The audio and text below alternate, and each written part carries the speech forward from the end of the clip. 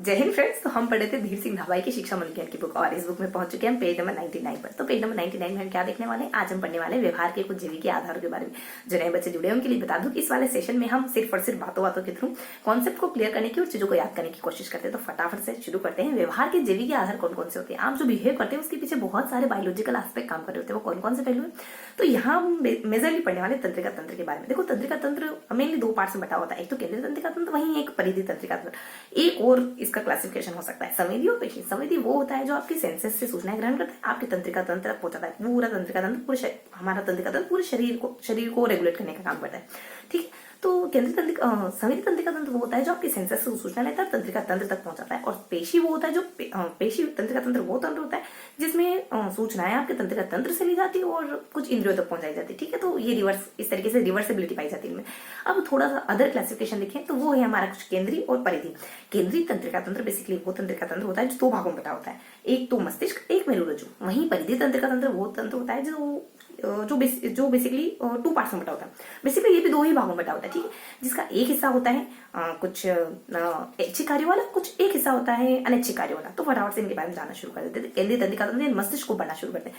देखो आप जानते हैं कि मस्तिष्क मेजरली दो पहलुओं में बटा होता है, दो हिस्सों में बटा होता है। एक तो मस्तिष्क, एक प्रम मस्तिष्क। ये भी अपने आप में अलग अलग हिस्सों में बटे होते हैं। मस्तिष्क को आप मध्य, पश्च, अग्र इस तरीके से बांट सकते हो। वहीं प्रम मस्तिष्क इस तरीके से नहीं बटा होता है। प्रम मस्तिष्क दायां बायां इस तरीके से बटा होता है। इसके अलावा कुछ और भी क्लासिफिकेशन हो सकते हैं, जैसे पार्श्विक हो गया, पार्श्व हो गया, जैसे कि पीछे वाला भाग पार्श्व पश्च, और कुछ आगे वाले भाग हमारे कहलाते हैं कुछ शंख और ललाट। इस तरीके से ध्यान रखेंगे। ठीक है, तो ये हमने मोटा मोटा क्लासिफिकेशन कर लिया। अब थोड़ा सा इनके वर्क के बारे में जान लेते हैं कि जो मस्तिष्क के अग्र, पश्च, मध्य ये भाग होते हैं क्या क्या काम करते हैं। वहीं जो ब्रह्म मस्तिष्क के दायां बायां भाग होते हैं इनके काम को तो नहीं देखेंगे, लेकिन शंख है, पार्श्विक है, पश्च, शंख है, ललाट है, इनके काम क्या क्या होते हैं। ठीक है, तो पहले अपन अग्र पश्चिम मस्तिष्क जाते हैं। ठीक, तो अगर हमारा पश्चिम मस्तिष्क क्या काम करता है, पश्चिम मस्तिष्क बेसिकली तीन काम करता है, मेडुला ऑब्लिगेटा, सेतु और अनुमस्तिष्क। ये तीन क्लासिफिकेशन इसमें आते हैं। तीनों ऊ की मात्रा से शुरू है, ध्यान रखेंगे। मेडुला ऑब्लिगेटा, सेतु और अनुमस्तिष्क।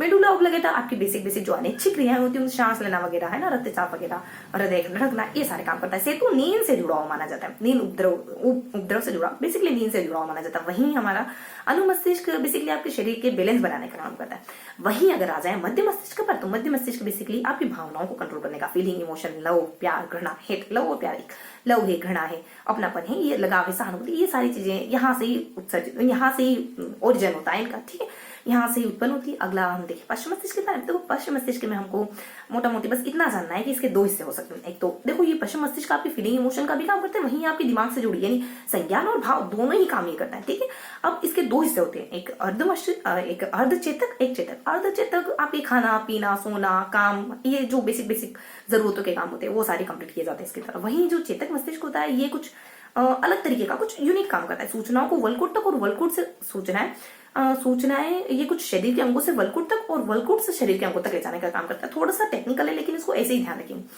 तो इस तरीके से हमने अग्र, पश्च और मध्य इन तीनों ही मस्तिष्कों के कामों को जान लिया। ठीक है, हमने अग्र मस्तिष्क के बारे में तीन बातें बताई है ना, सेतु है, मेडुला ऑब्लिगेटा है, अनुमस्तिष्क है। मध्य मस्तिष्क हमने कुछ कहा ही नहीं है, तुम्हारे मतलब ये तुम्हारे कुछ भावों, इमोशन से जुड़ा हुआ। वहीं हम लास्ट वाला मस्तिष्क जो हमारा पश्चिम मस्तिष्क, जो अग्र मस्तिष्क रिवर्स बटन, हमने पहले पश्च पढ़ा, फिर मध्य पढ़ा, अब अग्र देख लेते। तो अग्र मस्तिष्क में तो हमने दो भागों में बांटा, चेतन अचेतन। चेतन हमारा डेली रूटीन का कार्य, अचेतन थोड़ा वलकुट सा था। ठीक है, तो इस तरीके से हमने मस्तिष्क को कंप्लीटली पढ़ लिया, मस्तिष्क को कंप्लीटली पढ़ा है अग्र, लेकिन पश्चिम मस्तिष्क बाकी है अभी। तो प्रमस्तिष्क बाकी है हमारा। तो प्रमस्तिष्क में क्या देखने वाले, देखो प्रमस्तिष्क बेसिकली मैंने बताया ना, पार्श्विक है, पश्च, ललाट है, शंख है, ये क्या काम करते हैं। दायां बायां तो बटा होता ही है, दायां बायां भागों में तो बटा होता ही है, लेकिन इसके अलावा इन चार हिस्सों में और बटा होता है। ये चार हिस्से क्या काम करते हैं, देखो पार्श्विक आपके कुछ जो इंद्रियां होती है ना उनको कंट्रोल करने का काम करता है, देखना, सुनना, घ्राण है, स्पर्श, ये सब। और कुछ पर्श, जो एक पार्श्विक होता है और एक पर्श्व करके होता है, पश्च करके। ठीक है, जो पश्चिम मस्तिष्क क्या काम करता है, तो पश्चिम मस्तिष्क ये आपके चक्षुओं से जुड़ा, दोनों इंद्रियों से जुड़े। आगे का ललाट और शंख क्या काम करता है, देखो शंख साउंड से रिलेट कर रहा है, तो ध्वनि है, वाणी है, भाषा है, इनसे जुड़े हुए काम करता है। वहीं ललाट आपके चिंतन, मनन, बुद्धि, तर्क, ऐसे भारी भरकम काम किए जाते हैं ललाट मस्तिष्क द्वारा। ठीक है, तो इस तरीके से हमने दोनों ही मस्तिष्क को अच्छे से पढ़ लिया। इस तरीके से हमारा पूरा सेशन फिनिश हो गया इसका मतलब। ठीक है, थोड़ा सा जान लो पेनक्रियास के बारे में। पेनक्रियास बेसिकली कुछ दो भागों में बटा होता है, अल्फा बीटा। अल्फा क्या काम करता है, बीटा क्या काम करता है।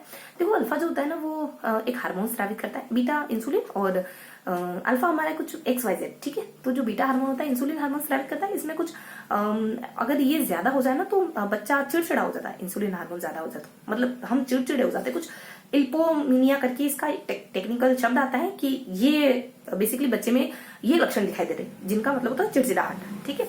कुछ इल्पोनियम करके कुछ एक टेक्निकल सा वर्ड आता है इसके लिए, ठीक है। वहीं अगर बीटा हो जाए ना, अल्फा हो जाए, अल्फा अगर ज्यादा हो जाए, अल्फा ग्लूकोज से जुड़ा शायद ग्लूकोजन हार्मोन संबंधित कोई कुछ ऐसा ही ग्लूकोजन करके कुछ हार्मोन स्रावित करता है, इतना हम ध्यान रखेंगे। तो अल्फा बेटा इंजेक्शन से डरता है तो कुछ इंसुलिन ध्यान रखो और अल्फा ग्लूकोज ध्यान रखो, ठीक है। तो इस तरीके से हमने मोटा मोटी इस पूरे सेशन को कवर कर लिया। हम जैसा कि 5 टाइम रिवाइज करते तो फटाफट से रिवाइज कर लेते हमने क्या क्या पढ़ा। तो हमने बेसिकली सिर्फ इतना जाना कि हमारे मस्तिष्क हमारे कार्य करने के या हमारे व्यवहार के जीविकी आधार कौन कौन से हो सकते हैं। व्यवहार के जीविकी आधार हमने तंत्रिका के आधार पर पढ़े। तंत्रिका 2 तरीके की हो सकती है, या तो तंत्रिका केंद्रीय होगी या परिधि होगी। देखो केंद्रीय में सब कुछ आ जाता है, आपका मेरुरज्जु, बैकबोन, आपका ब्रेन, सब कुछ आ जाता है। तो ब्रेन और मेरुरज्जु तो सब कुछ है शरीर के लिए। उसके बाद परिधि आ जाती है। परिधि में तो हम जो अनिच्छिक क्रियाएं करते हैं, इच्छिक क्रियाएं करते हैं, इसके 2 पार्टीशन, इसके बारे में हमने कुछ देखा नहीं, ठीक है। हमने मेनली केंद्रीय तंत्रिका तंत्र को पढ़ा। मस्तिष्क के बारे में हमने अच्छे से जाना। हमने मस्तिष्क और प्रमस्तिष्क दोनों को अच्छे से जाना। मस्तिष्क के हमने 3 हिस्से कर दिए, आगे पीछे बीच का।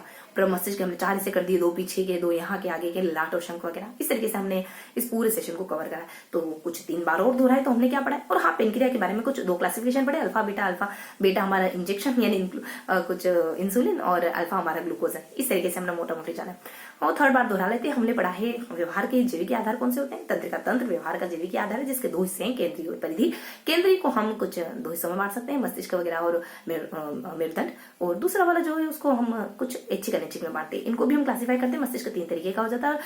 प्रमस्तिष्क भी कुछ 4 तरीके का होता है, 2 पीछे के, 2 आगे। इस तरीके से हमने कुछ 3 बार रिवाइज कर लिया। अब वो 4था और 5वां डिवीजन पढ़ लेते हैं। देखो हम क्या पढ़ रहे हैं इसमें। हमने ना मस्तिष्क के बारे में, इसमें हमने जाना कि व्यवहार के जीविकी आधार कौन से थे। 2 तरीके के व्यवहार के जीविकी आधार हो सकते हैं। तंत्रिका तंत्र हो सकता है। वैसे तो बेसिकली ये 2 भागों में बटा हुआ। केंद्रीय परिधि, केंद्रीय मस्तिष्क वगैरह जो मेन हिस्से वो सारे इसी में कवर हो जाते हैं। केंद्रीय तंत्रिका मस्तिष्क हो गया, मेरुरज्जु हो गया। यहाँ मस्तिष्क के बारे में पढ़ते हैं। मस्तिष्क 2 हिस्सों में बटा हुआ। पहला हिस्सा, दूसरा हिस्सा। पहला हिस्सा प्रमस्तिष्क, दूसरा हिस्सा प्रमस्तिष्क कहलाता है। इसको भी अपन क्लासिफाई करते हैं। पहले वाले को 3 भागों में, आगे पीछे और बीच वाला, और लास्ट वाले को हम मतलब सेकंड वाले को हम 2 पीछे और 2 आगे, इस तरीके से पढ़ते हैं, ठीक है। तो इस तरीके से हम 4था रिवीजन ले लिया। 5वां रिवीजन ले लेते हैं, रिवाइज कर लेते हैं 5वीं बार। हमने क्या देखा, हमने बेसिकली ये जाना कि व्यवहार के जीविकी आधार कौन कौन से हो सकते हैं। तो तंत्रिका तंत्र के आधार पर जाना। तंत्रिका तंत्र 2, केंद्रीय और परिधि। केंद्रीय में मस्तिष्क इंपॉर्टेंट है और कुछ मेरुरज्जु का जिक्र यहाँ नहीं है, तो हमने भी नहीं किया। बस टाइम होने ही वाला है, 10 मिनट्स का राउंड। देखो अपना एक बेंच मार के कि 10 से ऊपर नहीं जाना है, ठीक है। एक मानक रेखा है कि 10 मिनट में हम 5 बार अच्छे से रिवाइज करेंगे जो भी कॉन्सेप्ट अपन पढ़ेंगे इस वाले सेशन में, ठीक है। तो बस हमारा लास्ट बार बचता है कि हमारे व्यवहार तंत्रिका तंत्र, हमारा व्यवहार तंत्रिका तंत्र से रेगुलेट होता है, जो 2 भागों में बटा होता है। केंद्रीय परिधि, केंद्रीय में आपका मस्तिष्क आता है, मेरुरज्जु होता है। मस्तिष्क 2 भागों में बटा है, प्रमस्तिष्क और मस्तिष्क 3 होते हैं। प्रमस्तिष्क के 4, 2 आगे 2 पीछे, ठीक है। इनके बारे में थोड़ा इन्फॉर्मेशन ले लेते हैं अपन, थोड़ी जानकारी ले लेते हैं। वहीं थोड़ा सा जिक्र पेनक्रियास का कर देता हूँ। इस तरीके से हमने इस पूरे सेशन को पढ़ा है, समझा है, चीजों को याद करा है, कॉन्सेप्ट को क्लियर करा है, ठीक है। तो ये था हमारा आज का पूरा सेशन, जिसमें हमने सिर्फ और सिर्फ तंत्रिका तंत्र के बारे में पढ़ा। बहुत ही आसान सा सेशन है। आई होप आपको चीजें समझ आ गई होगी। देखो मैं एक हल्की सी, एक छोटी सी गुजारिश आपसे करूंगी कि आप है ना, आप टेलीग्राम ग्रुप ज्वाइन करो। एक बार, बस एक बार इस पेज नंबर 99 को एक बार पढ़ लेना, एक बार गो थ्रू हो जाना, चीजें आपको ऐसे याद हो जाएगी, ठीक है। और देवी सिंह भाभा की ये बुक अच्छी खासी फेमस मानी जाती है साइकोलॉजी के क्षेत्र में, ठीक है। अगर ये बुक आप पढ़ लेते हो तो इतना तो इंश्योर कर सकते हो कि एग्जाम में आने वाले कुछ अगर 30 क्वेश्चन आ रहे हैं तो आप 25+ अटेंड कर सकते हो, है ना। तो ठीक है, इसी उम्मीद और आशा के साथ कि आप एग्जाम में अच्छा करोगे। मिलते हैं किसी अगले वीडियो में। तब तक के लिए हंसते रहिए, मुस्कुराते रहिए। फिर मिलेंगे बहुत जल्द ऐसे ही किसी अगले वीडियो में। तब तक के लिए जय हिंद।